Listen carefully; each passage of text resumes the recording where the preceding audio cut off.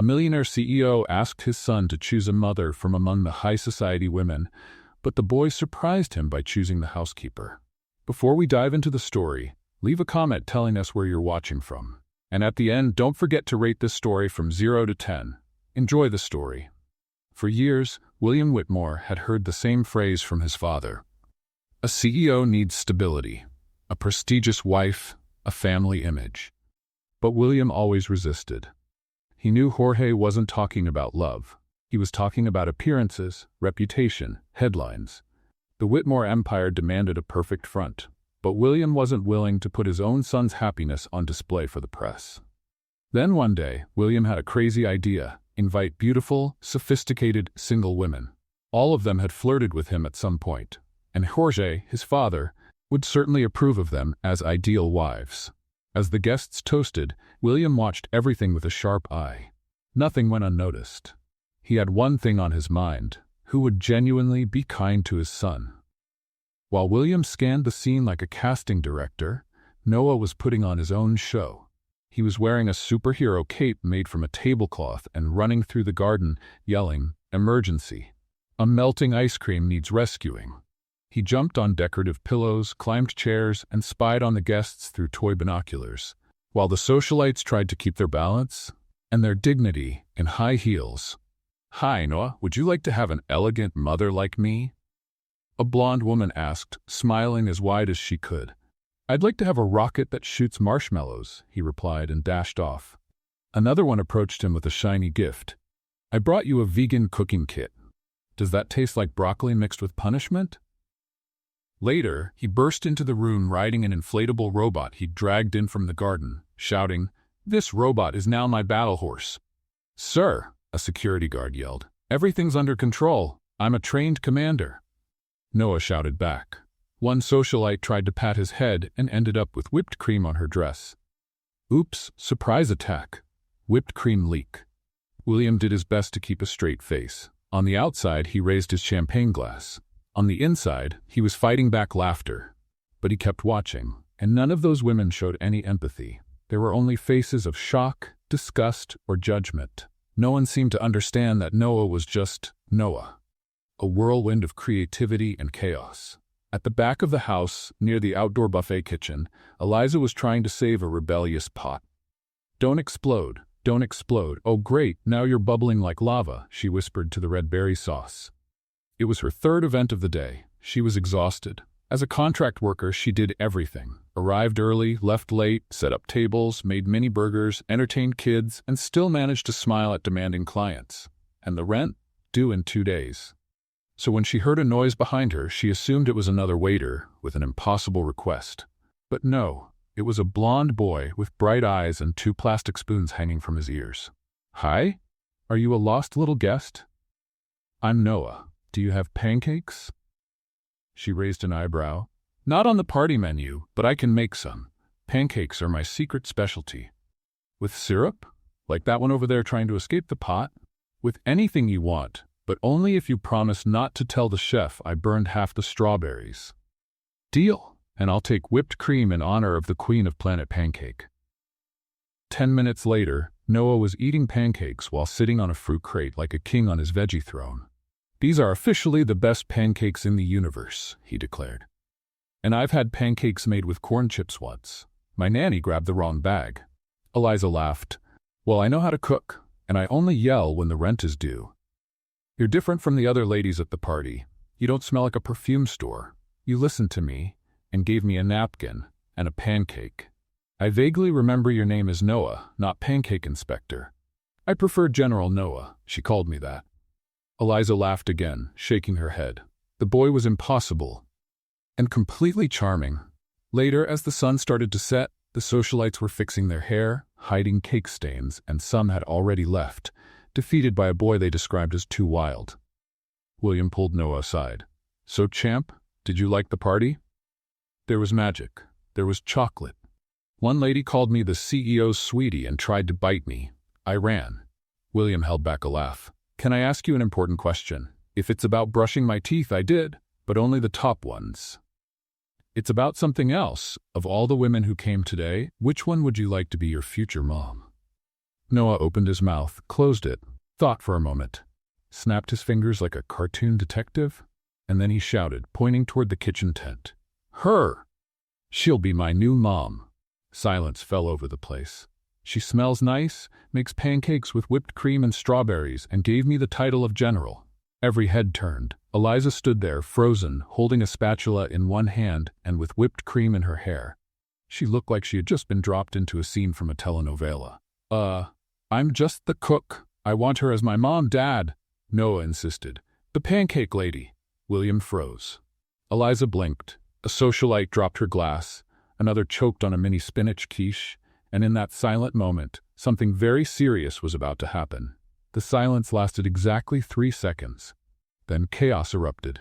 No, no, no. Eliza waved her hands frantically, still holding the spatula as if it were a magic wand that could undo the whole situation. People, there's been a misunderstanding. I work for the catering company. I barely even know you. But Noah kept pointing at her with the determination of a general declaring war. Dad, she's perfect. She makes pancakes that float in the sky, and she smells like vanilla. And she didn't call me sweetie while trying to pinch my cheeks. The socialites exchanged horrified glances. One whispered to another. A maid? Really? The kid is 6 and already has questionable taste. William stood frozen, caught between social embarrassment and the tenderness of seeing his son so excited. He tried to speak but was interrupted by a deep, authoritative voice. What is going on here? Jorge Whitmore appeared like a stern judge, wearing an immaculate suit and standing with military posture. His eyes scanned the scene. His grandson pointing at a woman covered in flour, the stunned guests, his son in shock. Grandpa Jorge. Noah ran to him. I picked my new mom. It's her, the pancake queen. Jorge followed his grandson's gaze and found Eliza, who was trying to discreetly hide behind a tray of mini sandwiches. An employee? Jorge's voice cut through the air like a blade. My grandson chose a maid? Sir, I can explain. Eliza began, but Jorge silenced her with an imperious gesture. There's nothing to explain, young lady. It's clear what happened here. He turned to William with eyes blazing. You let one of the staff manipulate my grandson? Dad, please, calm down. William tried to intervene. Calm down? Jorge's voice rose. This is the future heir of the Whitmore family. He can't be influenced by just anyone who shows up with sweets. Eliza felt her blood boil. She dropped the spatula onto the table with a sharp thud. Listen here, Mr. Fancy Suit. She planted her hands on her hips. I didn't manipulate anyone. I just did my job and was kind to a child, something that apparently is rare around here. Shocked murmurs rippled through the guests. Jorge's face turned red. How dare you speak to me like that? Do you know who you're talking to? To a rude man who judges people by their job. Eliza didn't back down an inch. I work honestly, I pay my bills, and I don't need anyone's approval. You're just a what? Go ahead. A maid? An ordinary person? Someone who doesn't wear designer clothes? Noah began to sob. The raised voices, the tension in the air, it was scaring him. You're fighting, he said through tears. I don't want you to fight. I just wanted... William saw his son's tears and something inside him broke. He stepped forward. Enough, his voice echoed across the garden. All of you, enough. The silence returned instantly. Noah is crying, the guests are embarrassed, and you two are acting like children. William took a deep breath. Miss Eliza Martinez. Miss Martinez, may I speak with you in private? Jorge tried to protest. William, you can't possibly be thinking... Dad, please. 5 minutes. William picked Noah up, who was still quietly crying, and motioned for Eliza to follow him to a more secluded corner of the garden, away from curious eyes. When they reached a spot near an ornamental fountain, William set Noah down and knelt to his son's level. Champ, Daddy needs to talk to Eliza about something important. How about you go play in the treehouse for a few minutes? You're not going to fight anymore? We're not going to fight, I promise. Noah waved at Eliza before running off, and she waved back, making him smile for the first time since the voices had risen. William stood up and faced Eliza. For a moment they studied each other in silence. I'm sorry for what happened back there, he began. My father can be intense. Intense is a polite word for prejudiced. Eliza crossed her arms. You're right, and you've got the kind of backbone to stand up to him. Most people don't. I don't tolerate disrespect from anyone, no matter how many zeros they have in their bank account. William almost smiled. Almost. Look, I know this is going to sound completely crazy, but... He hesitated, running a hand through his hair. My son has never reacted to anyone like this. He lost his mother at birth, and ever since, well, he's never really bonded with any mother figure. Elisa waited quietly. What I'm about to ask is strange, I know, but would you consider coming to live at our house for 2 weeks? What? Let me explain. William held up his hands. It's not what you're thinking. The idea is for you to gently help Noah understand that you can't be his mom, that you have your own life, your own plans. You want me to break a 6-year-old's heart? I want him to face the truth before he gets even more hurt. William sighed. Look, I'd pay well, very well. 2 weeks, room and board included, and you'd walk away with enough to cover your expenses for several months. Elisa stayed silent. Rent was overdue. The catering job was temporary. She was in desperate need of money. How much? William named a figure that made Elisa's eyes go wide. That's more than I make in 6 months. It's the price of my peace of mind and my son's happiness. Elisa glanced at Noah, who was waving at her from the treehouse. I might say yes, she said slowly, but I have conditions. What are they? First, I sleep in the guest room, with the door locked. Second, no romantic confusion, no weird looks, no misunderstandings. Third, I can leave any time I want, no questions asked. Agreed. Fourth, if your father disrespects me again, I'll give it right back to him, and you stay out of it. William paused a moment. Agreed. Fifth, I cook for Noah whenever I feel like it, however I want, pancakes included. That one's easy. And sixth, Elisa looked him straight in the eye. When the 2 weeks are over, you don't try to make me stay. Don't use Noah to change my mind. When I say I'm leaving, that's it. William extended his hand. Do we have a deal, Miss Martinez? Elisa shook his hand, trying to ignore the strange tingling she felt from the touch. We have a deal, Mr. Whitmore. Across the garden, Jorge watched the scene disapprovingly. The socialites whispered their theories, and Noah from the treehouse clapped like he'd just witnessed the show of a lifetime. What none of them knew was that handshake would change everything. Absolutely everything. The next morning, Elisa stood in front of the Whitmore mansion with a worn backpack on one shoulder and a suitcase that had definitely seen better days. She looked up, trying to count how many floors the building had. My God, is this a house or a shopping mall? The mansion looked like something out of a period film. Massive white columns, perfectly trimmed gardens, and a fountain that probably cost more than her entire apartment. 3 luxury cars were parked in the circular driveway, gleaming like jewels in the morning sun. A middle-aged man in a spotless suit and military posture opened the main door. You must be Miss Elisa Martinez, he said in a polished British accent. I'm Winston, the Whitmore family's butler. Oh, hi. Wow, you're a real butler? Winston raised one eyebrow, almost imperceptibly. For 3 generations, miss. Allow me to take your luggage. He looked at Elisa's suitcase as if it might carry some kind of contagious disease. No need. I'll carry it myself, Elisa smiled. It's not heavy, just 2 outfits and my flannel pajamas with taco print. Winston clearly didn't know what to make of that. Inside, the mansion took Elisa's breath away. The entry hall had a chandelier that looked like it belonged in a palace, sweeping staircases on both sides, and enormous portraits of stern-looking people from the past who seemed to disapprove of her presence. Wow, I bet even stomach growls echo in here. Pardon me, miss, nothing. It's very grand. Elisa! Noah came running down the staircase, sliding down the railing like a little surfer. You came. You really came. He jumped into her arms and she spun him around. Of course I did, General. A promise is a promise. Come on, I'll show you your room. It's right next to mine. And it has this huge bathtub that looks like a pool.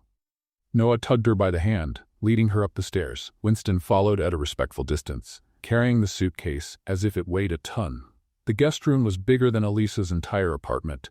It had a king-size bed, a balcony with a view of the garden, a walk-in closet big enough for a small family, and a marble bathroom that sparkled like a jewelry store.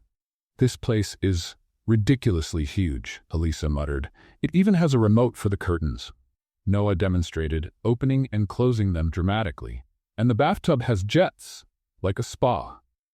Miss, Winston interrupted. Lunch will be served at 12:30. Mr. William asked that you take some time to get familiar with the house. I will assist you.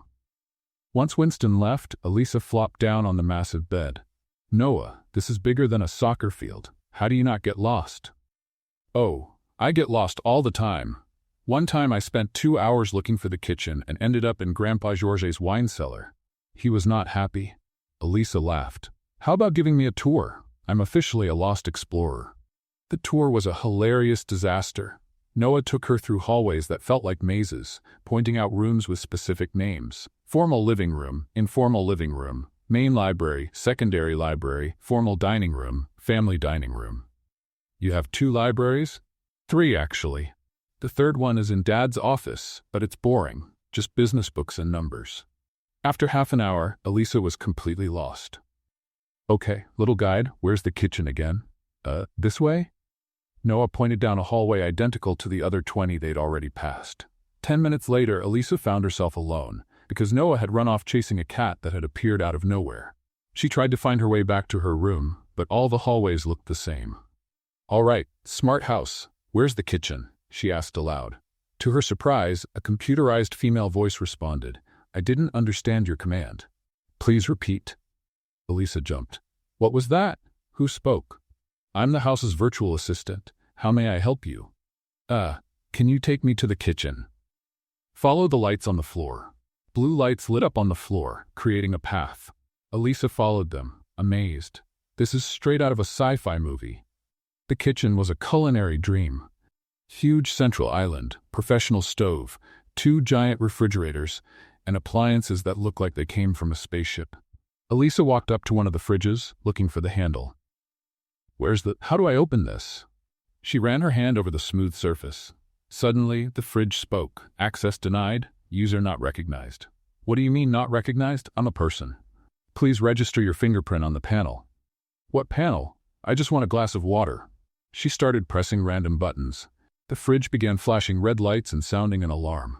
Warning, unauthorized access attempt. Hey, calm down, crazy fridge. Winston came running in, his face a mix of panic and resignation. Miss Martinez, what are you doing? Trying to get some water. This fridge has trust issues. Winston typed in a code, and the fridge calmed down. The kitchen has security systems, miss. I'll set up your access later. Security systems on a fridge? What are you storing in there, diamonds? At that moment, William appeared in the kitchen doorway, dressed in a dark suit, wearing a serious expression. Winston, what was that alarm? A minor misunderstanding with the house systems, sir. William looked at Elisa, who was clearly embarrassed, then quickly looked away. Miss Martinez, I hope you're settling in. Oh yes, your house is educational. I've learned that even the fridges here have PhDs in security. William almost smiled. Almost. If you need anything, just ask Winston. And he left the kitchen as if he couldn't get out fast enough. Later, after a formal lunch where Elisa needed a tutorial on which fork to use for each course, she decided to take a relaxing bath. She found what she thought was the bathroom to her room, opened the door, and stepped in, distracted, thinking about the hot tub. But when she looked up, she saw William coming out of the shower, wearing only a towel around his waist. They both froze. William had water dripping down his defined shoulders, wet hair slicked back, and a completely shocked expression. Elisa was speechless, clearly letting her eyes wander where they shouldn't. She stammered. William began. Wrong door. Elisa shouted, covering her eyes with her hands, but leaving her fingers slightly open. Sorry, I didn't look. Okay, maybe just a little, but... You're still looking, William said, trying to stay composed, but clearly struggling not to laugh. I'm not, she protested, still peeking through her fingers. Your fingers are apart. Elisa quickly closed her hands completely and bumped against the wall, trying to find the door. Where's the door? Why does this house have so many doors? A little to the left. Your left or my left? The left of someone facing... You do know you're spinning in circles, right? Elisa finally found the doorknob and bolted out, slamming the door behind her. Outside, she leaned against the wall, breathing hard. Oh my God, he has... Focus, Elisa! Focus! On the other side of the door, William was trying not to laugh too loudly. At the end of the hallway, Noah was watching everything with a mischievous smile. Dad, why is Elisa as red as a tomato? William appeared at the doorway, already dressed but with damp hair. She got lost. Again? I'm going to make her a map. Noah ran off, excited about his new mission, leaving William and Elisa staring at each other with a mix of embarrassment and something neither of them wanted to admit. The first day at the mansion was turning out to be unforgettable.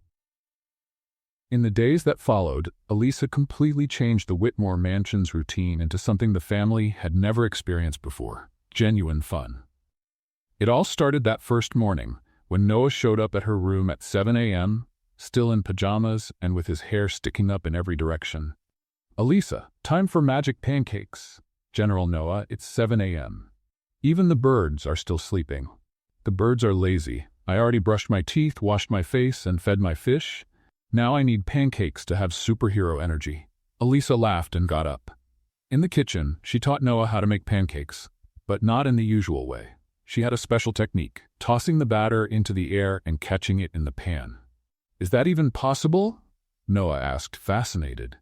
"Of course. You just have to calculate the trajectory, gravity, and hope it doesn't stick to the ceiling. And if it sticks, then we become scientists and study space pancakes." On the third try, the pancake really did stick to the ceiling. Noah laughed so hard he almost fell off his chair. "Now we have a pet pancake," he shouted, pointing upward. Winston appeared in the doorway, saw the pancake hanging there, let out a deep sigh, and walked away without saying a word. Through the glass door on the other side of the kitchen, William watched the scene while sipping his coffee. There was something mesmerizing about the way Elisa interacted with Noah. She didn't treat him like a fragile porcelain child. She treated him like a small but intelligent human being, with valid opinions and ideas. That afternoon, Elisa found out Noah had never had a real bubble bath. "What do you mean, never?" she asked, shocked. "The nanny always said bubbles make a mess, and that boys don't need frills. That nanny didn't know the joys of life. We're going to make an epic bubble bath."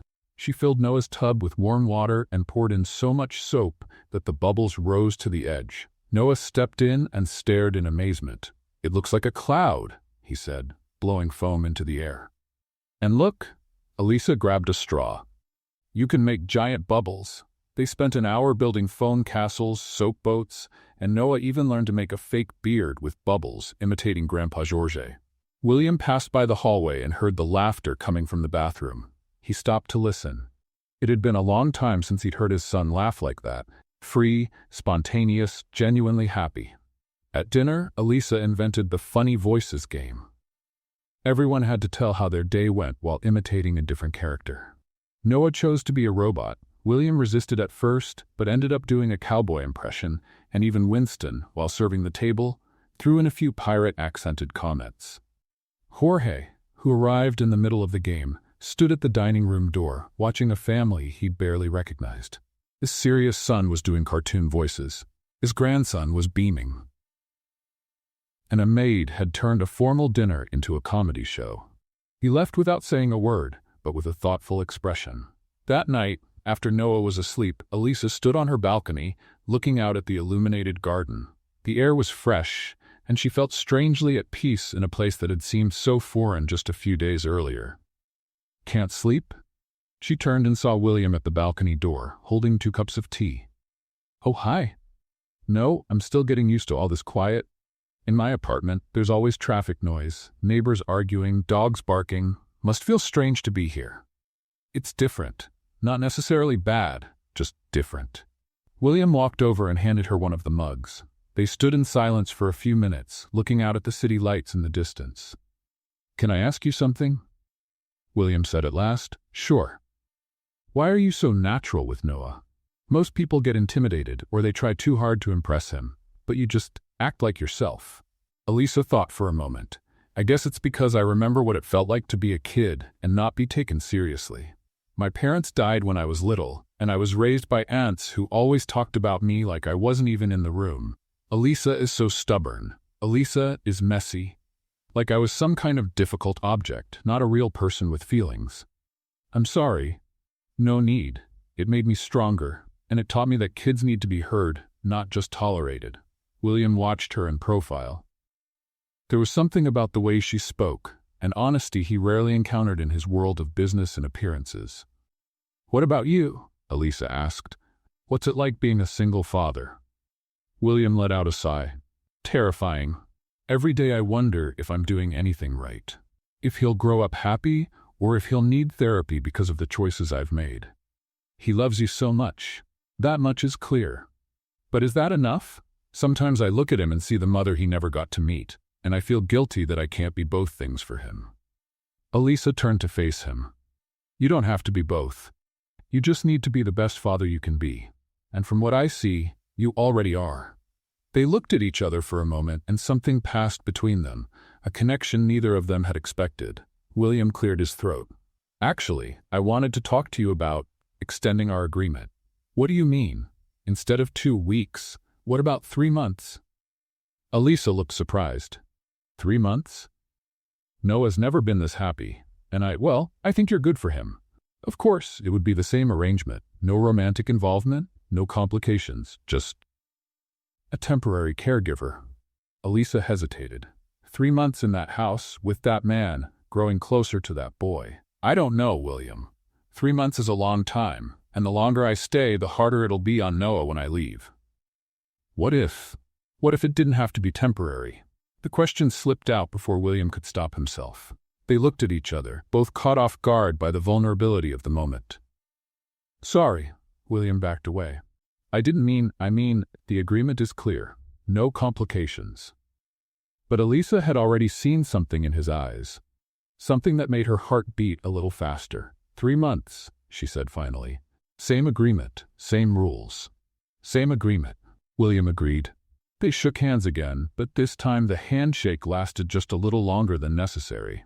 And when they let go, both of them knew something had changed between them. The next morning, Elisa was in the kitchen teaching Noah how to make heart-shaped scrambled eggs when the doorbell rang. Moments later, Winston appeared with a look that was somewhere between discomfort and professional restraint.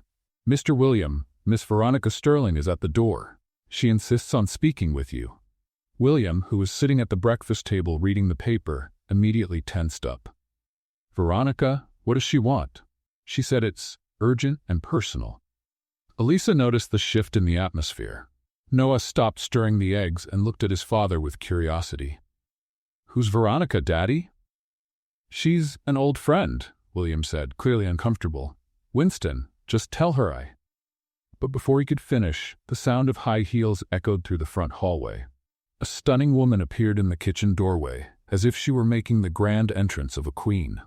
Veronica Sterling was everything Elisa wasn't. Tall, slim, dressed in a designer outfit worth more than a car, perfectly styled blonde hair, flawless makeup even at 9 in the morning. She wore expensive sunglasses, which she pushed up on her head with a dramatic gesture. "William, darling," she sang in a syrupy voice, ignoring everyone else in the room. "You look wonderful. It's like no time has passed at all." "Veronica," William stood, clearly surprised. "What are you doing here?" "I came to see you, of course, and to finally meet this little prince of yours."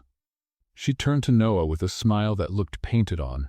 "You must be Noah. My goodness, look how big you've gotten. Such a handsome young man." Noah shrank behind his chair, clearly uncomfortable with her over-the-top energy. "Hi," he mumbled. "How adorably shy." Veronica stepped closer and reached out to touch his hair, but Noah pulled away. "I'm Veronica, a very special friend of your daddy's." Elisa watched the whole scene with growing irritation. There was something about the woman's tone that felt completely fake, like an actress in a badly rehearsed play. "William, can we talk in private?" Veronica asked, finally noticing Elisa. "And who's this?" "Elisa Martinez," William replied. "She's helping out with Noah." "Oh, the nanny," Veronica said with a condescending smile. "How cute. Would you mind giving us a moment, dear?" Elisa felt her blood boil. But before she could say anything, Noah spoke up. "She's not a nanny. She's my almost mom, and she makes pancakes that fly." Veronica let out a light, forced laugh. "What an imagination." "William, we really do need to talk." Reluctantly, William followed Veronica into the living room, leaving Elisa and Noah in the kitchen. Through the slightly open door, they could hear bits of the conversation. "William, I made a terrible mistake." Veronica's voice was full of drama. "These past 6 months without you made me realize how much I love you." Veronica, we broke up for a reason. I know, but I've changed, darling. I've grown, and now I see how much you need a partner who matches your world, someone who understands your responsibilities. Elisa rolled her eyes and whispered to Noah, "Does she have a degree in theater?" Noah giggled quietly. In the other room, Veronica continued her rehearsed monologue. And Noah, he needs a refined mother figure, someone who can prepare him for the sophisticated world he's growing into. Just imagine the events we could host, the social connections. She's talking about me like I'm a decorating project, Noah whispered to Elisa. In the days that followed, Veronica showed up at the mansion every single day, always flawless, always bringing expensive gifts for Noah, always going on about what a wonderful mother she would be. In front of William, she was the picture of perfection. She played with Noah, praised his drawings, suggested educational and cultural activities. But as soon as William left the room, the mask dropped. On the second day, Noah was playing with his toy cars in the living room when Veronica walked in, talking on the phone. "Yes, darling, I'm at William's house. No, I haven't managed to get rid of the little maid yet. The boy? He's polite enough, nothing a good military school can't fix." Noah pretended to be focused on his toys, but he heard every word. On the third day, things got worse. Noah came in from the garden after playing with Winston, his sneakers slightly dusty. "Stop right there," Veronica shouted, making Noah jump. "What kind of manners are those, coming into the room with filthy shoes?" "I'm sorry, I just wanted to—" "I don't want to hear it. Go wash those feet right now, and next time, think before acting like some street kid." Noah's eyes welled up with tears, and he ran out. A few minutes later, when William came back from a phone call, Veronica was arranging the pillows on the couch with an angelic expression. "Where's Noah?" William asked. "Oh, he went to change clothes. Such a smart boy, already learning social etiquette." That evening, Noah found Elisa in the kitchen, making dinner. He was unusually quiet, and she noticed right away. "What's going on, General? Tough day on the battlefield?" Noah climbed up onto a stool beside her and let out a deep sigh. "Elisa, can I tell you a secret?" "Always. We're pancake partners, remember? Veronica yelled at me today, loudly. She said she used a mean word." Elisa stopped slicing onions. "What happened?" "I came into the living room with dirty shoes. I didn't mean to. I just wanted to show Dad the drawing I made in the garden. But she yelled that I was rude and said I looked like a street kid." Elisa froze, knife midair. "She said that?" "And when Dad came back, she acted like nothing happened. She smiled and said I was smart. But it wasn't a real smile, Elisa. It didn't reach her eyes." Elisa knelt down to his level. "You're right about the smile. Real people smile with their whole face. Do you think Dad's gonna marry her?" "I don't know, sweetheart, but I do know this. No one deserves to be treated like that." "What should I do?" Elisa thought for a moment. Then she smiled, this time with a fire behind it. "Leave it to me, General. Tomorrow, Veronica's going to find out that messing with my boy was the biggest mistake she ever made." Noah smiled for the first time that day. "Are you going to use your pancakes as a weapon?" "No, sweetheart. I'm going to use something much more powerful." "What?" "The truth." In the next room, Veronica was busy convincing William of the benefits of sending Noah to a boarding school, for his own good. William listened, but something nagged at the back of his mind. Lately, Noah had seemed quieter, less spontaneous. Coincidence? He was about to find out it wasn't. The next morning, Elisa woke up with a mission. She'd spent the entire night thinking about Noah's sad face and Veronica's cruel words. No one, absolutely no one, was going to mistreat that boy while she was around. She had prepared a special breakfast, perfect pancakes, golden and fluffy, stacked like a tower. But this time she made a few extras. Ammunition, just in case. Noah came into the kitchen still in his pajamas, hair sticking up in every direction. "Good morning, General. Sleep well?" "Not really. I dreamed Veronica turned into a dragon and breathed fire all over my drawings. What a terrible nightmare." Elisa murmured, placing a pancake on his plate. "But today is a new day, and dragons can be defeated." At that moment, the sound of high heels echoed down the hallway. Veronica appeared in the kitchen doorway, flawless as always, but with an irritated expression. "Is William sleeping in today?"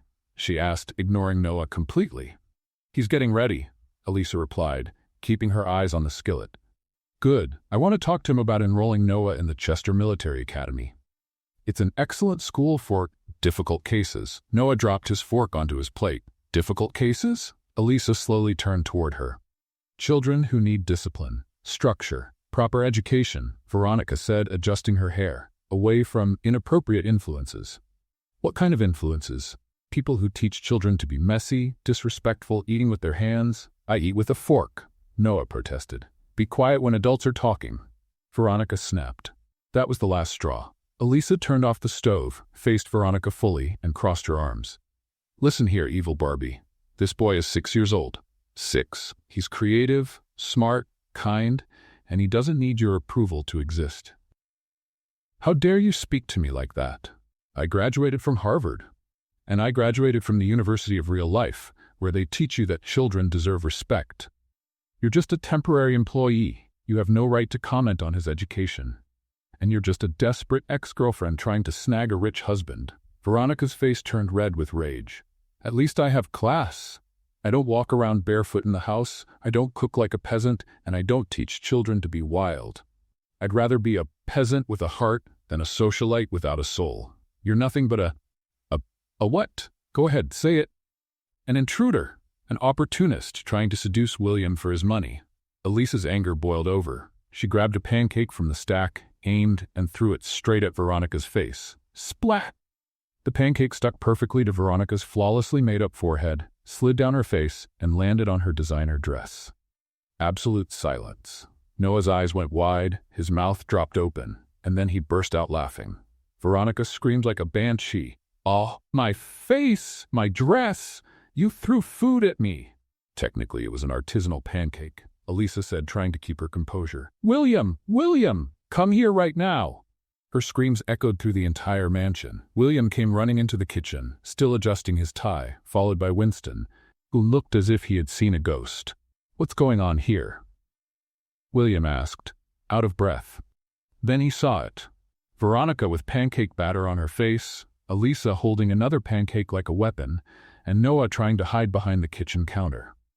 William opened his mouth, closed it, tried to process the scene. His lips twitched, and he had to bite the inside of his cheek to keep from laughing. She assaulted me, Veronica screamed, pointing at Elisa. With food. This woman attacked me. Miss Martinez, William said, trying to sound serious. Would you care to explain why there's pancake batter on Veronica's face? She called your son a difficult case and said he needs to go to military school. Elisa replied, still holding the pancake. And she called me an opportunist. That doesn't justify culinary violence. It was emotional self-defense. Fire this woman! Veronica shrieked. At that moment, Noah stepped out from behind the counter. Dad, he shouted. Veronica is mean. She yelled at me yesterday and said I look like a street kid. And today she said I'm a difficult case. Elisa was just defending me. William turned to Veronica, who was trying to pull bits of pancake out of her hair. You yelled at my son? I was just educating him. Educating him? By calling him a difficult case? William, darling, you don't understand. I only want what's best for him. The best? Or what's most convenient for you? Veronica realized she was losing. So you're really going to believe a maid and a child over me? I'm going to believe my son, William said firmly. Veronica wiped the rest of the pancake from her face with pure venom in her expression. Fine, William. You've made your choice. When this woman ruins your life and your son's, don't come running to me. She stormed out of the kitchen, her heels striking the floor like gunshots. Moments later, the sound of the front door slamming echoed through the mansion. William looked at Elisa, who was still holding the pancake. You can put the weapon down, soldier. Elisa placed the pancake back on the plate, clearly embarrassed. Sorry, I lost my temper. Dad, you're not going to make Elisa leave, are you? Noah asked, worried. William looked at his son, then at Elisa, and finally smiled. No, champ, I think Elisa was just doing her job. What job? Protecting you. Later that afternoon, Elisa was in the kitchen making cookies when she accidentally touched the edge of the hot baking tray. Ow, she cried, quickly pulling her hand back. William, who was walking past in the hallway, heard the shout and rushed into the kitchen. What happened? It's nothing, just a silly little burn, Elisa said, waving her hand in the air. Let me see. There's no need, Elisa, let me see. She held out her hand reluctantly. William examined the burn carefully, his fingers gently touching her skin. "It's not serious, but it needs a bandage," he said, heading to the first aid kit. Elisa stood still, watching him look for the supplies. There was something intimate about the moment, his genuine concern. William returned with ointment and a small bandage. Carefully, he applied the ointment to the burn. His fingers were surprisingly gentle for such large hands. "Does it hurt?" he asked as he placed the bandage. "No, thank you." They were standing very close. Elisa could smell his cologne, see the details in his brown eyes. William finished with the bandage, but didn't let go of her hand right away. "Elisa, What a touching scene." They pulled apart quickly. Jorge was standing at the kitchen doorway, his expression ice-cold. "Dad," William began. "Don't say a word, son. I can see exactly what's going on here." Jorge walked in, glaring at Elisa with disdain. "First you corrupt my grandson, then you attack a family guest, and now you're seducing my son. Mr. Whitmore, I wasn't." "Silence." Jorge turned to William. "You have 24 hours to get rid of this woman, or I'll remove you from the company presidency, and you'll lose everything. The inheritance, the position, everything." "Dad, you can't." "I can, and I will. Choose, William. Her or your family, her or your future." Jorge left the kitchen, leaving William and Elisa in heavy silence. William ran a hand through his hair, clearly torn. "Elisa, There's no need to say anything," she interrupted. "I understand." But when their eyes met, both of them knew things had gotten far more complicated than just a simple contract. After Jorge left, the silence between them felt heavier. Elisa's hand was still bandaged, but now the burn felt like the least of her problems. Elisa was the first to speak. "William, listen," she began, meeting his gaze. "If you need to let me go, I completely understand." "Elisa." "No, let me finish." She raised her good hand. "I don't want you to suffer because of me. Your company, your inheritance, your position, those things are too important to risk over a stubborn employee who throws pancakes at ex-girlfriends." William almost smiled at that last part, but the seriousness of the situation kept him grounded. "You're not just an employee, Elisa, and you're not stubborn. He paused, searching for the right words. "You're someone who genuinely cares about my son." "It's true. I care deeply about Noah," Elisa admitted, her voice softening. "That boy stole my heart from the very first day. He's special, William. Smart, funny, loving. He deserves all the happiness in the world." William leaned against the kitchen counter, as if the weight of the conversation was physical. "You know, Elisa, you're the first person who truly sees Noah for who he is. Not as the Whitmore heir, not as a project to be shaped, just Noah. Simply Noah. That's how it should be. He's a child, not a status symbol." William was quiet for a moment, staring out the kitchen window at the garden where Noah sometimes played. "Can I tell you something I've never told anyone?" Elisa nodded, sensing this was something very personal. Noah's mother, her name was Sarah. "We got married young, probably too young. It was a convenient marriage. Our families knew each other. It was a good business alliance." Elisa felt a small ache in her chest, but said nothing. But Sarah was a good person. Kind, well-mannered, everything expected of a CEO's wife. When we found out she was pregnant, we were happy, or at least we tried to be. William paused, clearly struggling with the memory. The delivery was complicated. There were complications the doctors didn't foresee. Sarah died just a few hours after Noah was born. "William, I'm so sorry. I blamed myself for a long time. If we had gone to another hospital, if I had pushed for more tests..." He shook his head. "But the worst came after. Noah grew up without a mother, and I never knew how to fill that space." Elisa stepped a little closer, instinctively wanting to comfort him. "You did the best you could." William looked at her. "Because over the years, I tried. I dated women my father approved of, women who were suitable to be a stepmother to the Whitmore heir. And what happened? Noah never liked any of them. He was polite, because I taught him to be, but he never connected. He never smiled the way he smiles at you. He never ran to hug any of them like he does with you every morning." Elisa felt her eyes fill with tears. They all saw Noah as either a problem or a stepping stone to get to me. "You're the first one who sees him as a child who deserves unconditional love." "Because that's exactly what he is, William. That's exactly what he is. And that's why..." William stepped closer, his voice deepening. Noah needs you. He needs a woman in his life who truly cares about him, who loves him for who he is, not for what he represents. William. So don't worry about my father, Elisa. You're staying. I want you close to Noah. He paused, looking directly into her eyes, and I want you close to me too. The words slipped out before he could stop them. They looked at each other, both caught off guard by the raw honesty of the moment. I? William stepped back, clearly realizing he'd said more than he intended. I mean, to help with Noah, of course, as his caregiver, just like we agreed. But Elisa had seen something in his eyes, something that had nothing to do with professional agreements. Of course, she said gently, to help with Noah. They looked at each other for a few more seconds, an unspoken tension filling the space between them, until William cleared his throat.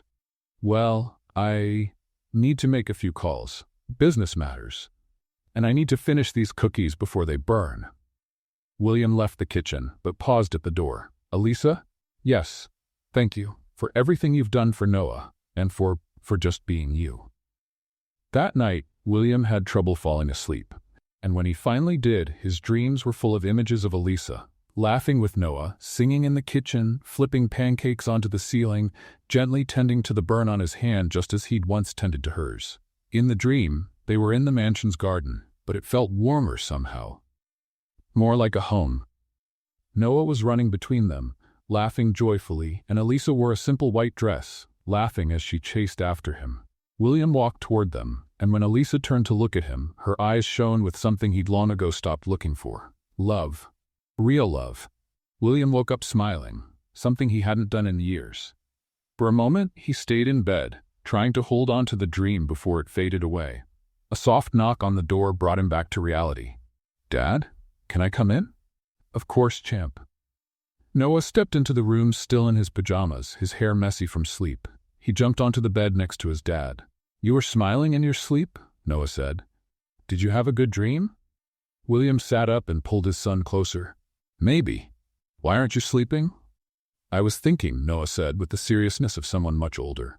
Dad, are you going to ask Elisa to marry you? The question caught William completely off guard. Noah, it's complicated. Why is it complicated? You like her, she likes you, I like both of you. Sounds simple to me. William smiled at the logic only a child could offer. Grown-up things are a bit more complicated than that, champ. But you do like her, don't you?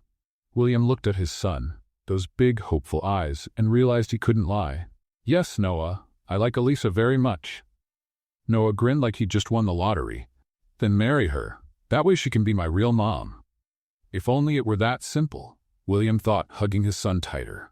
3 days after the conversation in the kitchen, Elisa got a call from her best friend Jessica, whom she hadn't seen in weeks. Elisa, I finally tracked you down. Where have you been? Jessica shouted over the phone. It's a long story, Jess. I'm working in a house. What kind of work? You dropped off the map. Thomas is going crazy looking for you, Elisa sighed. Thomas was a childhood friend, practically a brother, but lately he'd been showing romantic interest she didn't return. What does Thomas want now? He got tickets for that art exhibit you've always wanted to see, and he booked a table at that Italian pizza place you two loved going to as kids. Elisa hesitated. It had been weeks since she'd gone out, and she missed her friends. I don't know, Jess.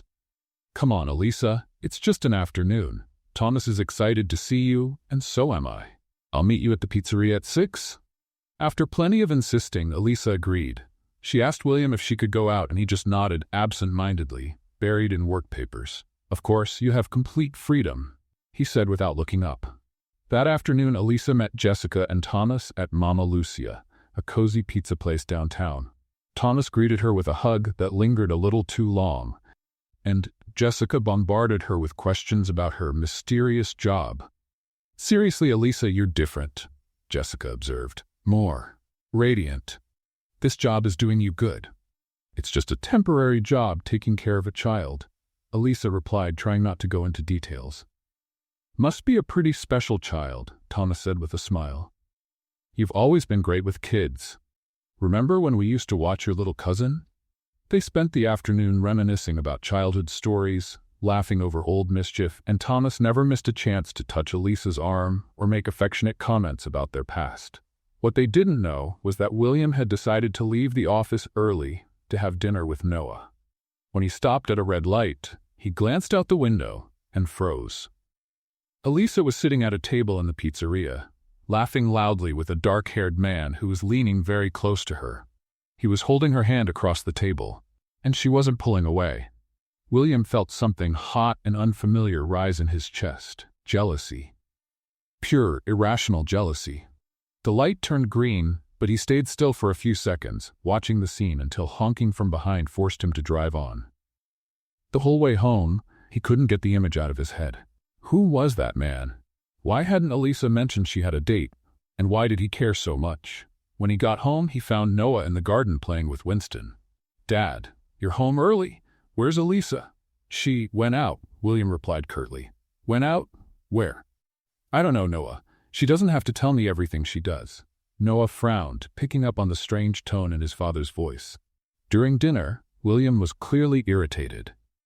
He cut his food with more force than necessary and answered Noah's questions with short, clipped words. "Dad, are you okay?" Noah asked, concerned. "I'm fine. You don't look fine. You look like you just ate a sour lemon." "Noah, just eat your dinner." "Is this because Elisa went out? Do you miss her?" William stopped chewing and looked at his son. "Noah, Elisa is just our employee. She can go out whenever she wants. But you like her? That's not the point." Noah kept staring at him with that perceptive look that sometimes unsettled William. "You're jealous, aren't you?" "Noah, stop.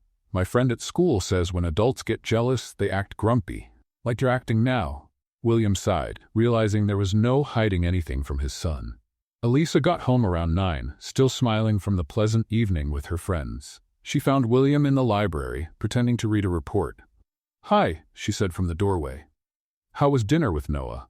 "Fine," William replied without looking up from the paper. Elisa noticed something off in his tone. "Is everything okay? You seem tense." "I'm fine." "How was your date?" The way he said date made Elisa instantly understand what was going on. "It wasn't a date, William. I was out with my friends." "Friends?" He finally looked up. It looked pretty intimate from the pizzeria window. Elisa's jaw dropped. "You were watching me?" "I was driving by and saw you." Hard not to notice when someone's holding your hand across the table. "Thomas is my childhood friend, practically a brother." Didn't look very brotherly. Elisa felt her irritation rising. "Listen here, William Whitmore. I don't owe you any explanations about my personal life. Our contract doesn't include social exclusivity." "No, it doesn't." William stood, equally irritated. "But it does include professionalism. And going around giving people reasons to gossip isn't very professional." "Gossip? I was eating pizza with friends, with a man who is clearly interested in you. And what if he is? Does that bother you?" The question hung between them like a bomb waiting to go off. William ran a hand through his hair, clearly frustrated. "Yes, it bothers me, and it shouldn't." Elisa felt her heart race, but the anger was still stronger. "Why does it bother you, William?" Because. He couldn't finish the sentence. He couldn't admit that just the thought of another man touching her made him burn with jealousy. "You know what?" William said, changing his approach. "Maybe it's better if we don't get more involved than we already are. After these 3 months, you'll leave, just like we agreed." His words hit Elisa like a slap. "As agreed," she repeated, her voice cold. "Of course, that was always the plan." "Exactly." "Great. Great." They stared at each other for a few seconds, both breathing heavily, the air thick with emotional tension. "Then I'm going to my room," Elisa said finally. "Good night, boss." She walked out of the library, slamming the door behind her, leaving William alone with his frustration and regret. Upstairs, Noah had heard everything through the slightly open door. He shook his head like a disappointed grown-up. "Adults are so complicated," he muttered to himself. "Why can't they just say they like each other?" Downstairs, William threw the report onto the table, realizing he had just made the biggest mistake of his life. And in the next room, Elisa lay in bed, holding back tears, wondering why his words had hurt so much. 3 months had never felt so long, or so short, at the same time. The next morning, the mood in the Whitmore mansion was ice cold. Elisa woke up with swollen eyes from crying and a decision made. If William wanted her gone after the 3 months, she wouldn't wait that long. She'd start preparing to leave now. She pulled her worn suitcase out of the enormous closet and began folding her few clothes. Each item she packed felt like she was putting away something that had barely even begun. Noah showed up in the doorway, still in his pajamas, rubbing his sleepy eyes. "Elisa, what are you doing?" "Good morning, General," she said with a forced smile. "Just organizing my things." "Why are you putting your clothes in a suitcase?" Elisa paused, holding a shirt in her hands, not sure how to explain to a 6-year-old that adults sometimes make things much harder than they need to be. "Well, remember when I told you I'd be staying here for a while? That time is almost up." But you can't leave." Noah ran to her, hugging her legs. "You're my almost mom." "Noah, sweetie," Elisa knelt down to his level. "You're the most special boy I've ever met, but I always knew I'd have to leave one day." "Why? Don't you like me anymore?" "I love you so much, General. More than you can imagine, but sometimes grown-ups make things complicated." "Is it because of the fight with Daddy last night?" Elisa was surprised. Noah had heard. "Partly, yes, but you can apologize. Winston and I had a fight yesterday because he said I couldn't wear socks on my head, but this morning we said sorry and he even let me wear them like bunny ears." Despite the sadness, Elisa laughed. Some grown-up fights are a little more complicated than ones between kids and butlers. Noah stayed quiet for a moment, trying to understand. "Are you really leaving?" "Not yet, sweetheart. But maybe in a few weeks." Noah walked out of the room without another word, leaving Elisa with a broken heart. During breakfast, the tension was thick. William was being formally polite, treating Elisa like a distant employee. Noah was unusually quiet, pushing scrambled eggs around his plate without eating. "Noah, you need to eat," William said. "I'm not hungry." "You need proper nutrition." "Why do grown-ups talk about food when the world is ending?" Noah mumbled. William and Elisa exchanged a quick glance, but both looked away immediately. In the following days, the mood in the house changed completely.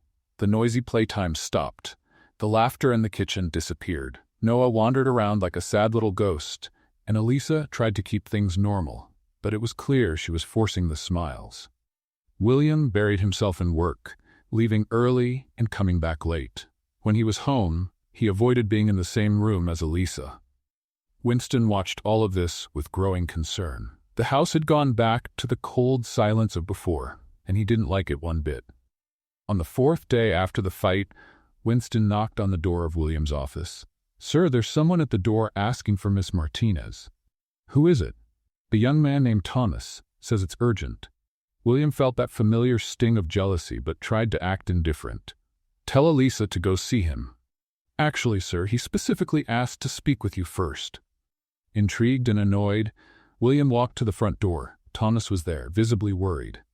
"Mr. Whitmore, I'm Thomas Rivera, a friend of Elisa's. What can I do for you?" "May I come in? It's about Elisa, and it's important." Reluctantly, William led him to the living room. "Is Elisa okay?" Thomas asked right away. "She's been calling me every day this week, crying, saying she needs to find a new job as soon as possible." William felt a sharp pain in his chest. "She's adjusting to some changes." "Changes?" Thomas leaned forward. "Mr. Whitmore, Elisa turned down an amazing job offer last week. A family in Boston offered her a live-in position taking care of their 3 kids. Great pay, her own place, full benefits." William froze. "She turned it down?" "Completely. She said she couldn't leave Noah, that she made a promise to a child and she doesn't promises to children." The words hit William like punches. She really said that?" "Word for word. And now she's frantically looking for any job anywhere, like she's about to be kicked out of here." "What's going on? Did she do something wrong?" William ran a hand through his hair, feeling the full weight of his mistake. "No, she didn't do anything wrong. I'm the one who made a mistake." "Mr. Whitmore, I don't know what happened between you two, but Elisa has never gotten this attached to a child. She talks about Noah like he's her own.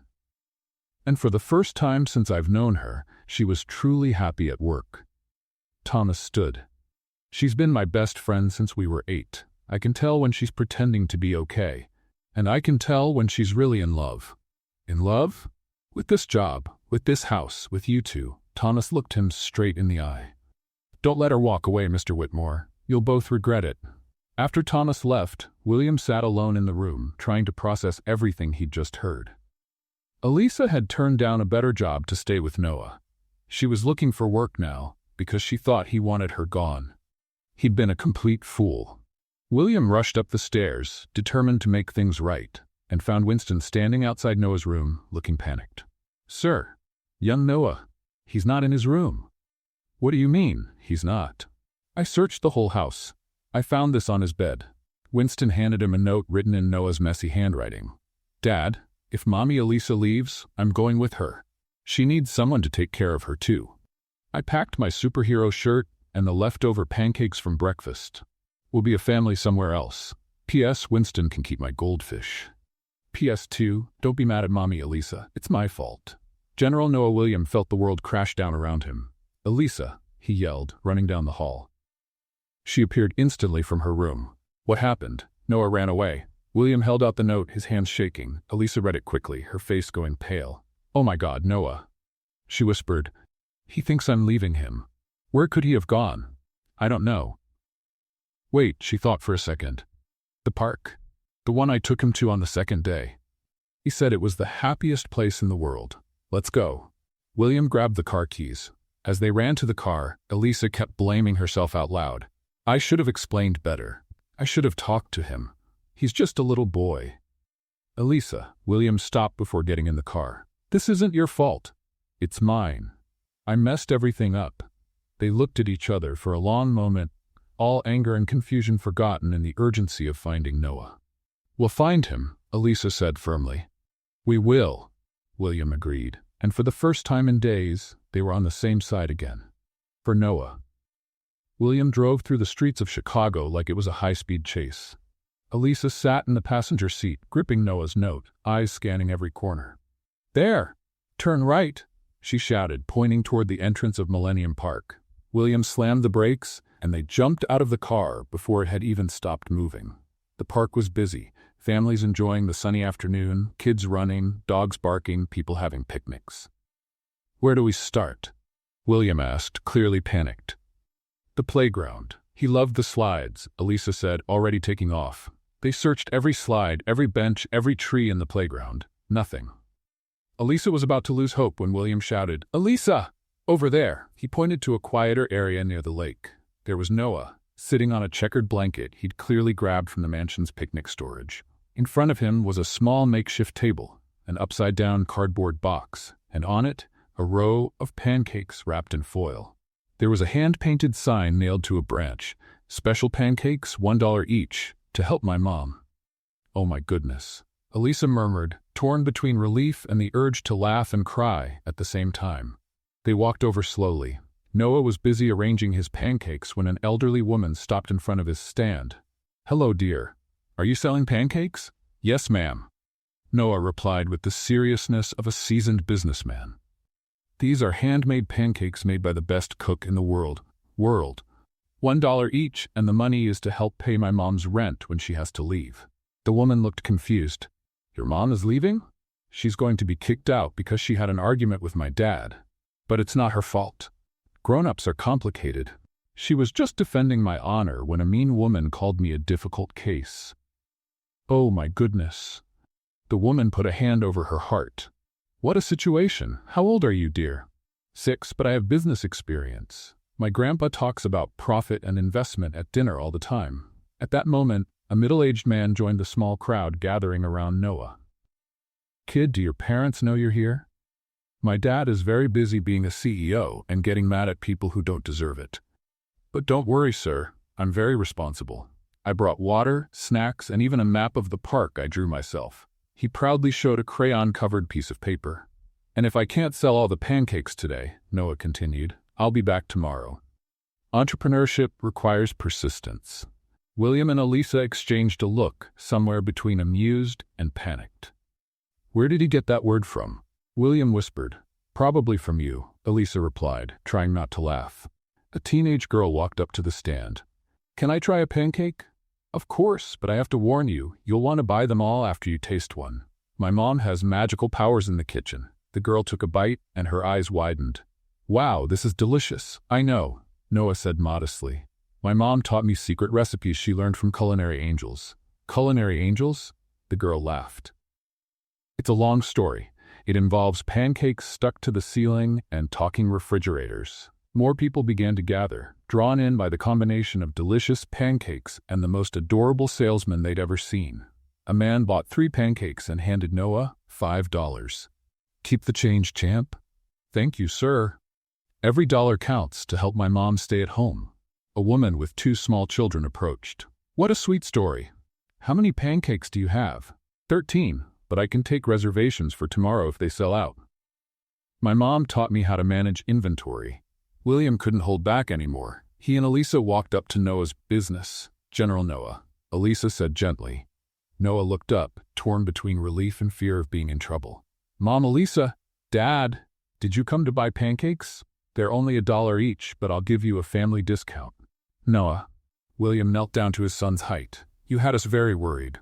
"Sorry, Dad, but I had to start my business to help Mom Elisa. She needs money for when she leaves." "Honey." Elisa knelt down too. "Who said I was leaving?" "I heard you 2 arguing, and you were packing your bag. And Dad said that after the 3 months you'd go like you agreed." The people nearby started realizing they were witnessing a family drama and quietly stepped back, though son kept watching from a distance. "Noah." William took a deep breath. "Dad made a very big mistake. I said things I shouldn't have said." "Are you going to apologize to Mom Elisa?" "I am. And I'm going to apologize to you too." Noah's face lit up with hope. "Does that mean Mom Elisa isn't leaving?" William looked at Elisa, whose eyes were brimming with tears. "That depends on her, champ. Dad was really foolish and might have hurt her feelings." "Mom Elisa," Noah turned to her. "Will you forgive Dad? He gets a little crazy sometimes, but he's good, and he smiles when you're around, even when he thinks no one's looking." Elisa wiped her tears and smiled. "Of course I forgive him, General. We all make mistakes sometimes." "So you'll stay?" Elisa looked at William, searching his eyes for an answer. "If your dad wants me to stay, I do," William said immediately. "I really do."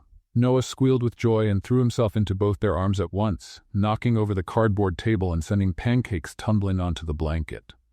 "Now we're a real family," he declared. William wrapped his arms around them, feeling something settle into place in his chest. "Maybe it's time to stop pretending," he murmured, looking at Elisa over Noah's head. "Stop pretending what?" she asked softly. "That this is just a contract, that you're just an employee, that I don't—" He stopped, unable to finish the sentence in front of everyone. "That you don't what?" "That I'm not completely in love with you." The words slipped out before he could stop them. Elisa stared, speechless. "William, I knew it." Noah shouted, jumping up. "I knew you liked each other." The people around them started clapping, thinking they were witnessing a marriage proposal. William and Elisa laughed, embarrassed but happy. "Shall we go home?" William suggested. "Let's," Elisa agreed. "But first let's help Noah pick up the pancakes." "Can I keep selling them tomorrow?" Noah asked hopefully. "No," William and Elisa said at the same time. "But it was a hit. I made $17.25. As they packed everything up, the small crowd began to disperse, but many stopped to buy the remaining pancakes, making Noah beam with pride over his business success.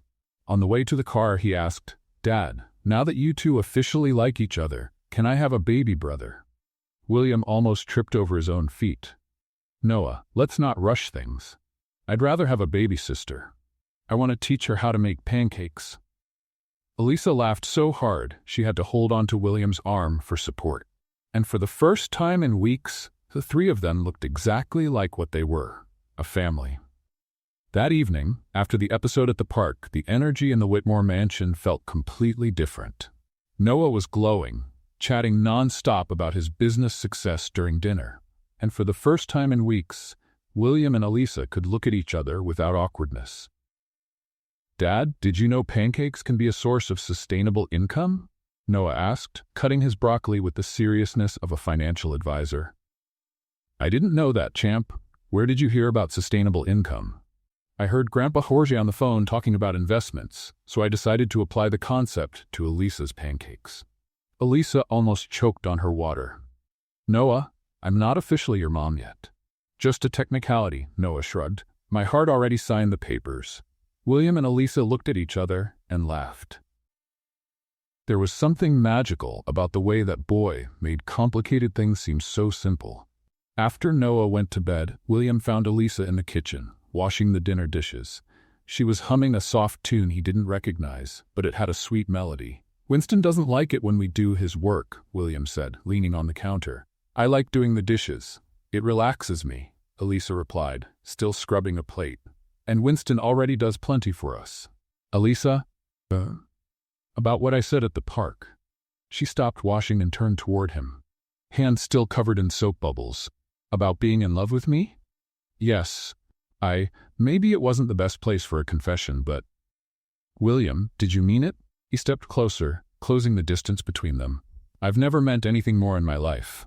Elisa felt her heart beat faster. "I'm in love with you too," she whispered. "I tried not to be, but you made it impossible not to fall for you and Noah." William gently touched her cheek, wiping away a soap bubble. "Can I kiss you? I thought you'd never ask." The kiss started out soft, almost careful, as if they were both making sure it was really happening. But when Elisa wrapped her arms around his neck and pulled him closer, William deepened the kiss, pouring into it all the frustration and longing of the past few weeks. When they finally pulled apart, they were both out of breath. "Wow," Elisa murmured. "Wow is a pretty good word for it." William smiled, resting his forehead against hers. "Violet." They quickly stepped back and looked up to see Noah at the top of the stairs in his pajamas, clapping dramatically. "Noah, what are you doing up?" William asked. "I was getting water and saw you kissing." He ran down the stairs. "So does this mean you're officially dating now?" "Noah," Elisa began, "because I already wrote a list of dating rules for my house. Rule number 1, no whispering where I can't hear. Rule 2, kisses are allowed, but no mushy stuff at the dinner table. Rule 3, how many rules do you have?" William asked, amused. 23. I'm being very organized about having parents who date." The next morning, William woke up with a smile he couldn't hide. Over breakfast, he and Elisa shared warm glances, while Noah told a long, detailed story about flying pancakes that turned into unicorns. That's when George Whitmore appeared in the doorway of the dining room. "Good morning, family," he said, but his tone was far from cheerful. "Grandpa George," Noah jumped out of his chair. "Guess what? Daddy and Mommy Elisa kissed last night." George turned pale. "They kissed?" "It was super romantic, just like in the movies. Now they're officially boyfriend and girlfriend." George looked from William to Elisa with a mix of shock, anger, and disappointment. "William, can I speak to you in private?" William sighed. He knew this moment would come. "Of course, Dad." In the office, George shut the door hard. "What on earth do you think you're doing?" "Dad." "No. Don't give me excuses. You're getting romantically involved with the help. This is a scandal waiting to happen. Elisa is not just the help. She's an opportunist who used your son to get close to you." "Watch what you say about her," William said, his voice turning firm. "William, have you lost your mind? Think about the company. Think about your reputation. Think about Noah's future." "I am thinking about Noah's future. And for the first time, I see a future where he's truly happy." "Happiness doesn't pay the bills, William. We have enough money to pay the bills for 10 generations.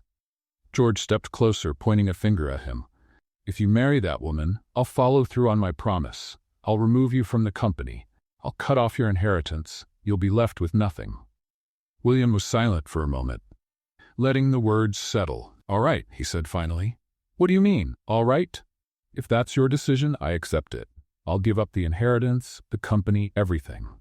George stared at him, stunned. "You're bluffing." "I'm not. Elisa is worth more than any amount of money, and Noah deserves a mom who loves him unconditionally." "William, you can't be serious." "I'm very serious, Dad, and if you can't accept that, maybe it's best we take some time apart." George stood frozen, clearly not expecting this response. He had always controlled his son with financial threats. You really love her?" "More than I ever thought I could love anyone."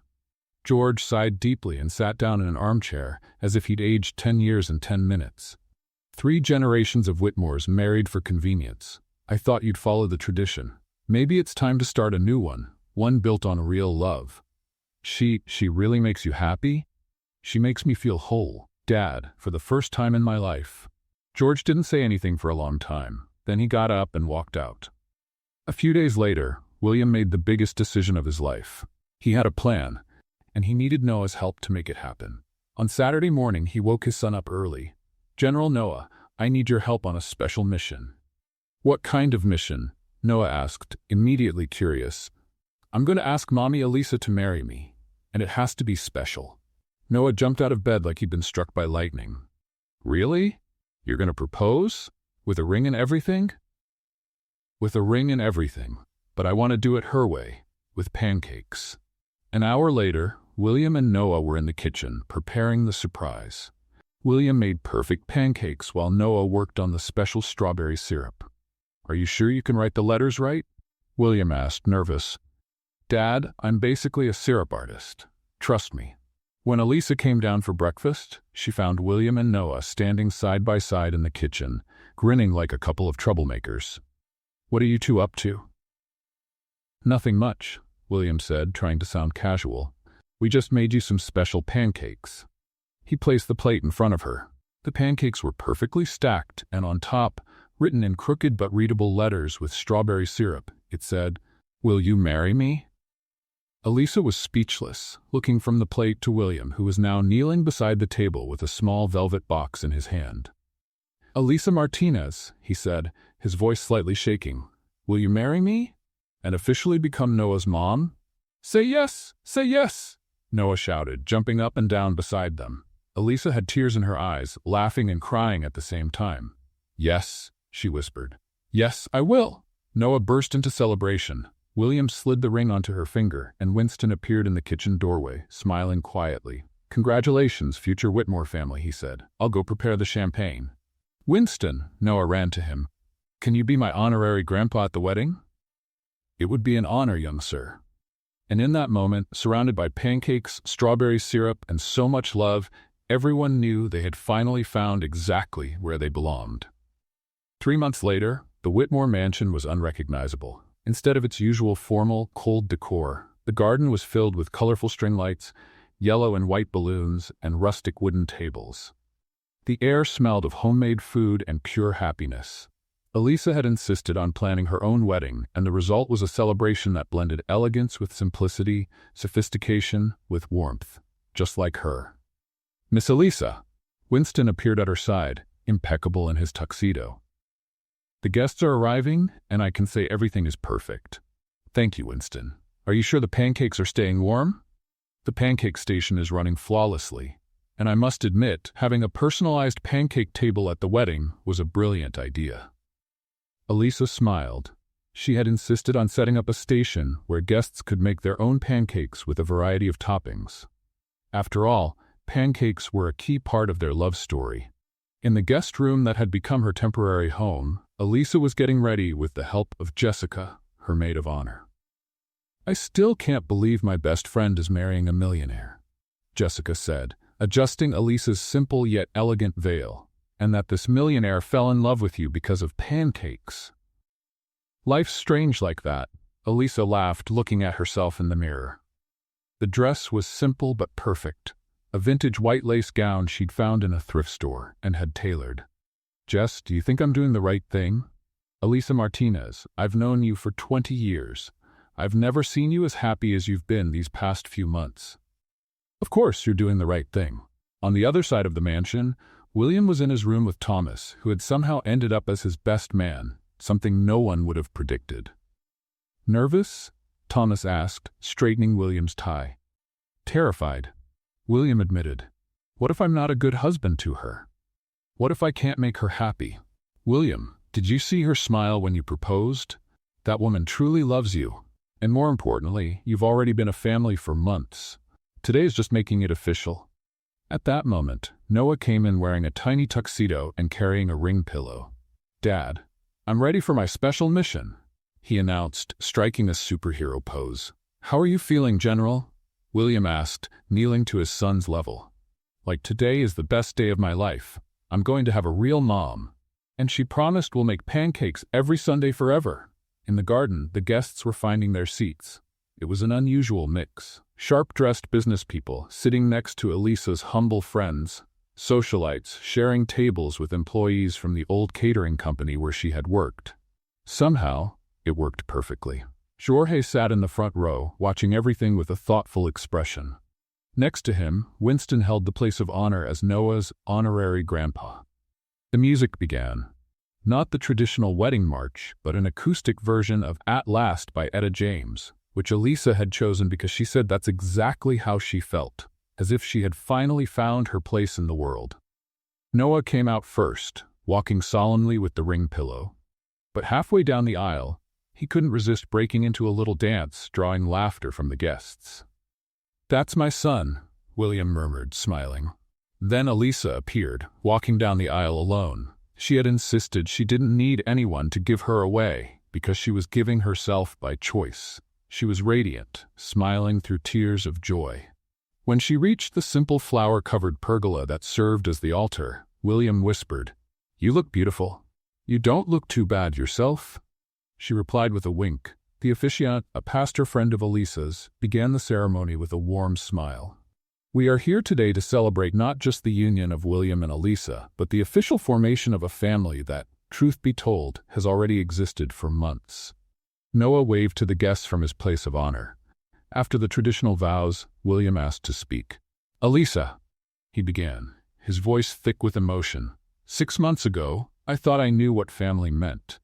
I thought love was something you planned, organized, and fit into schedules and expectations." He glanced at Noah, then back at her. "Then you came into our lives with your pancakes, your laughter, your unique way of seeing the world, and everything changed. You taught me that family isn't about perfection or appearances. It's about choosing, every single day, to love someone exactly as they are. You taught me that Noah didn't need to be shaped or fixed. He just needed to be loved. And you taught me that I deserved that kind of unconditional love too." Elisa was openly crying now.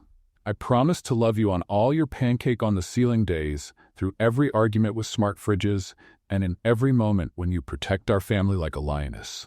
I promised to be the husband you deserve and the father Noah needs." When it was Elisa's turn, she wiped her tears and smiled. "William, when I was a child, my grandmother used to say that true love is when someone sees you at your worst and still chooses to stay. You saw me throw pancakes at your ex-girlfriend and still asked me to marry you." The guests laughed. "But seriously," she went on, "you and Noah gave me something I thought I'd never have. A family. A place where I can be completely myself, pancake mishaps and all. I promise to love both of you every day of my life. I promise to make pancakes whenever you need comfort. I promise to stand up to anyone who dares hurt you. And I promise that our home will always be filled with laughter, even on the hard days." When the pastor said, "You may kiss the bride," William and Elisa kissed while Noah shouted, "Now I have the best mom and dad in the world." The crowd burst into laughter and applause. That's when Jorge stood up from his seat. Everyone fell silent, waiting to see what he'd do. He walked over to the newlyweds, stopped in front of Elisa, and to everyone's surprise, smiled. "Elisa," he said, "I owe you an apology." "Mr. Whitmore? No, please let me speak. I spent months judging you for all the wrong reasons. I was so caught up in appearances that I couldn't see what really mattered. You brought joy back into this family."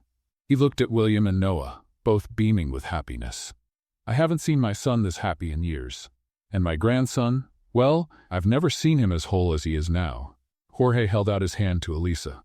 "Will you forgive me for being a stubborn old man?" Instead of shaking his hand, Elisa hugged him. "Of course I forgive you. We're family now." Noah, unable to hold back any longer, shouted, "Family hug time!" And he dove into the arms of the 3 adults, who laughed and embraced him in return. As the celebration continued, with guests enjoying custom pancakes and dancing in the light-filled garden, William pulled Elisa aside to a quiet corner. "How does it feel, Mrs. Whitmore?" "Like every hard day in my life was worth it just to get to this moment," she said, kissing him softly. "Dad? Mom?" Noah ran up to them, his face covered in strawberry syrup. "Can I stay up late tonight? It's a special day." "You sure can, champ," William answered. "Today is a special day."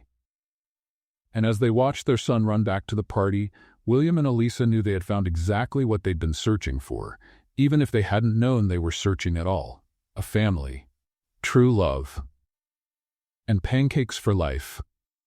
What did you think of Elisa and William's story? Leave your thoughts in the comments. Rate the story from 0 to 10. What's your score? Subscribe to the channel and hit the bell to follow all our stories, and check out more heartfelt tales by clicking right here on the end screen.